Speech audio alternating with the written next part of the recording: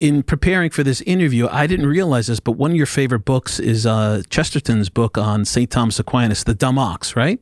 Yes, that is the best book any human being in the history of the world has ever written.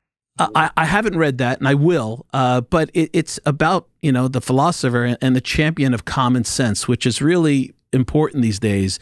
So we live in such an age of unreason when common sense, as Chesterton said, is not so common, right? So I guess my question to you, since you've been around a while and you've been around the block, I mean, how did our culture come to this point? How did we become so lost and lack the logic of common sense? Oh boy, that's a long, historical, complex question.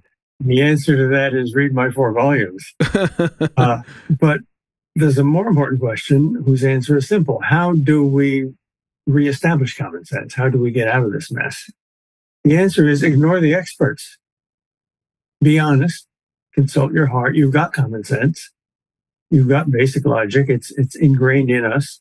The human heart was not designed at Harvard or at Hollywood. It was designed in heaven. Amen. Simple honesty helps. The more truth is obscured, the more you need a passionate honesty to find it. And that's not just true in our age. Every age has its own illusions. And God gives us enough light that if we have the honesty and the passion to follow the light, we'll find the truth. But he doesn't give us so much light that everybody finds it automatically. I speak with colleagues, I speak with friends and family, and our culture has such a strong influence on everybody, especially the way the media delivers it.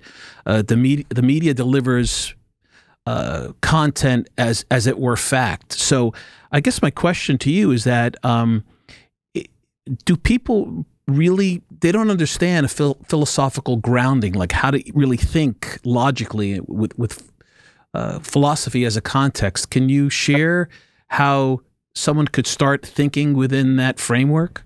First of all, what most people mean by philosophy today is a very small and specialized department, which is not terribly important.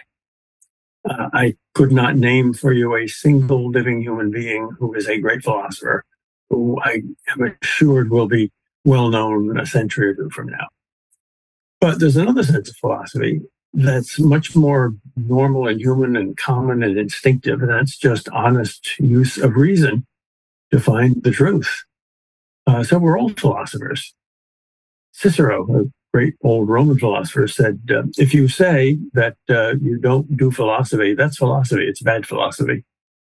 We all have a philosophy. Even anti-philosophy is a philosophy. Because what the word means is simply the love of wisdom. And wisdom is something that comes from experience, not just thinking, and it's something that always has a value ingredient in it. Telephone directory has a lot of information, but it's not philosophy.